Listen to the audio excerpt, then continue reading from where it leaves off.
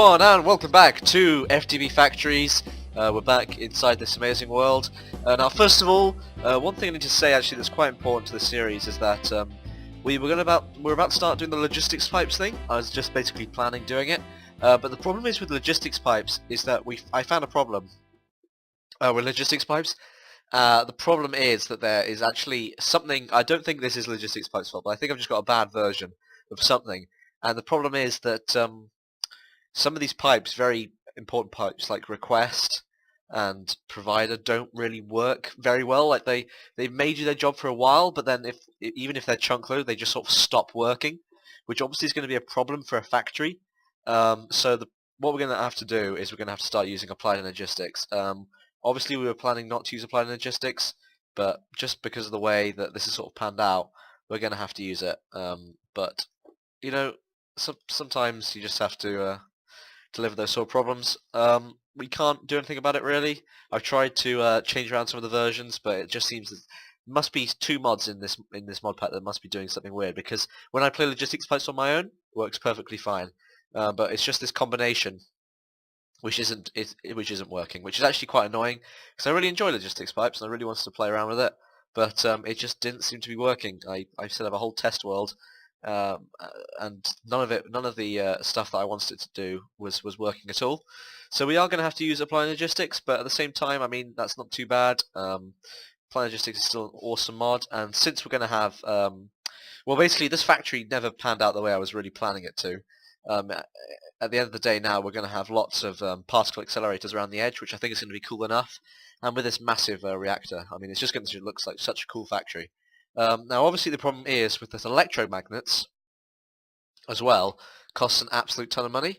And the problem with the logistics pipes crafting is that it is quite fiddly to get like lots of different recipes. So we probably want to make that easier for ourselves. But luckily, copper wire and stuff isn't really that hard to make, so we should be able to do that pretty easily. So first thing I think is I will pretty much just show you what's been going on over the last since the last time. I just attached a few storage buses to some of these chests. I think Lancel's been moving around the digital miner, getting some extra stuff. What else has happened since last time? I can't remember if I showed you. I don't know why this is missing. Lancel he always sort of moves stuff around just sort of randomly. I don't really understand why he breaks this all the time, but whatever. I know if I go through here, I can't remember exactly if I showed you the mining well moving, but as you can see, the mining well has started to get going. I'll just show you its progress. Again, as I said, I can't really remember if I showed you it working last time, but here it is. This is the mining well. I will talk you through it because I don't think I've actually talked through it if I have showed you it. We've got lots of tesseracts. This is a power tesseract, and these are obviously the item tesseracts. We've got teleporters, you just saw there, so I can easily get to the mining well. We've got a computer and a frame, so it's carrying all of these blocks across, and you'll see, hopefully in a minute, it moving. There we go, just moved. Then the computer system will place down these turtles, and the mining wells will start to get going. So you can see they're moving extremely quickly, and they're done. And then all of the items will get sent through to the tesseracts. There we are, I think it's done. And then once that's done, it will wait a couple seconds, and the mining wells will be pulled back up again by the turtles. There's actually some computer craft turtles in there. As you can see, they'll mine up everything. And then once that's done, you'll see that the whole thing will move forwards again. And again, turtles will place the mining wells, and it just happens again. So this thing just moves forwards, mines, moves forwards, mines. It's very simple. We've done this before, and it's a really effective way of just mining an absolute ton of stuff. You can see we've just mined so much. So yeah, it's definitely a really effective way of getting loads of resources. Just to show you how many resources we're getting, I'll go this way, and I will just show you now. Down here, we've got a huge system of these deep storage units. Now these deep storage units are actually probably better than the ME drives anyway. They store up to 2.14 billion of any item you want. So it's absolutely huge, the amount of stuff these store. So yeah, all of the stuff goes through here. All of the guff like cobblestone, I don't think cobblestone, I think like gravel, some flint and rubbish sort of goes into the trash can. Everything else gets stored around the back. I think cobblestone goes into one of these, but I can't remember which one.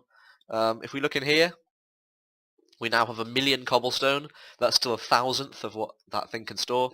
Loads of oak wood, loads of dirt, loads of iron, coal, redstone, so just tons of everything, which is really, really good. Means we can start getting loads of cool stuff, like what they called electromagnets.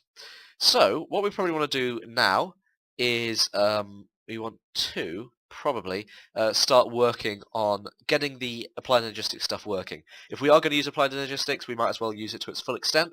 So that's pretty much what I'm going to start working on. I think that I'll speed this up so that you don't have to watch all the crafting. So I will see you guys in a bit. Okay, so obviously there's a lot of crafting to do, so I'm going to just speed this up. I'm going to speed up a lot of this crafting and stuff because it just took so long. This is sped up like 16 times or something ridiculous. But as you can see, I'm just crafting up all of the pattern providers, getting loads of circuits, getting all this stuff going. I went to the nether and I got loads of nether quartz as well. I skipped that out because that took a little while. But you can see now that I'm just digging out that hole to put the auto crafter in. I've crafted up all of the stuff I need. I've got pattern providers, CPUs. I've now got to get the heat vents and the whatever they're called, the containment walls. There we are, getting those containment walls. There we are. Start building it. So I actually slightly didn't work this out very well, and I actually ended up having a few more things that I needed. But you can see that it went pretty well actually in the end. I've now got this full system, and I'm going to start making some of these patterns so that we can actually start auto-crafting a bunch of stuff. So the thing I really want to auto-craft mainly is electromagnets. That's pretty much the reason we're doing this. Electromagnets are really, really important, but they take so long to build, and they're so annoying to build, so it's pretty important that we get electromagnets. So first of all, I'm going to get the recipe for bronze. And I'm going to just steal a few machines and put them downstairs, and I'm obviously going to move this at some point, because this is going to be really, really horrible, look really ugly. But this is basically just a standard setup, just to show you what it would be like. So first of all, we connect up the induction smelter, and we put the recipe for bronze in there, above, in the interface. The ME interface goes above the machine, and then you can wrench it so that it points towards the machine, saying, if you want, if you order up bronze, put the copper and tin into the induction smelter. That's pretty much all it does. So now I start getting all the recipes for the electromagnets and things, and I need to get all the recipes for. You can see it's working pretty well, but obviously we need to get the recipes for the I think it's the turbines or whatever that need to be put into the electromagnet. So I need a metallurgical confuser to make steel. So I need a few more interfaces, which don't take too long to build really. They're just a little bit complex. They just require a couple circuits and of those what they call the conversion matrices. But now that I've got the steel, the metallurgical infuser, I can automatically put coal in there. Eventually I'll make it put a rich coal in, because then we can save a lot of coal.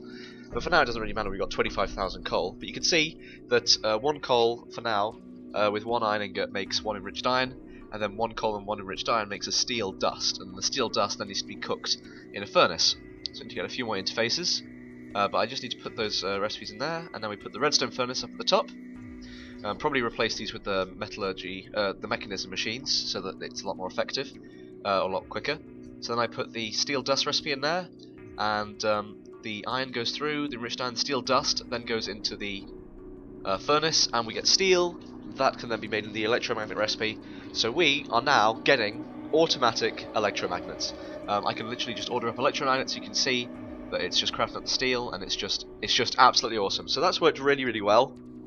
And it means that we can now start working towards getting these electromagnets built in the factory. Now, I worked out that you're actually going to need a serious amount of copper for these electromagnets, a serious amount of bronze in general, because we want a huge number of electromagnets.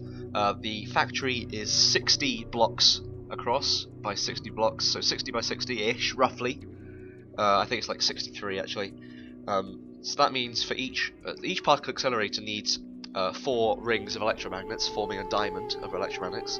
So we need 64 times 4 about, so 250-ish, and then 4 times that for each particle accelerator. So 1,000 for each particle accelerator, 1,000 electromagnets, and then of course we want 32 32 particle accelerators, which is crazy. So we need 32,000 electromagnets, which it goes to roughly like 150,000 copper. So it is an absolutely ridiculous amount of copper, and we don't have anywhere near that amount yet.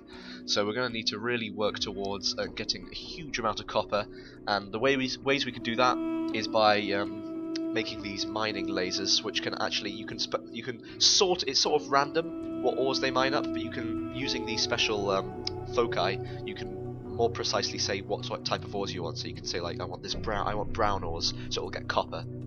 So if we get those, we get loads of those, and they use a lot of energy, but we have that massive reactor now, so we can probably power it pretty easily. So we can just get an absolute bunch of copper. We get loads and loads and loads of copper as quick as we can. Try and make these electromagnets, and I think it's going to be really, really good. So obviously this episode's been a little bit shorter, but thank you all for watching. You can see now that I'm going to be making loads of those recipes for the automatic crafter, and we can see where it goes from there. So again, thank you all for watching, and I'll see you next time. Goodbye.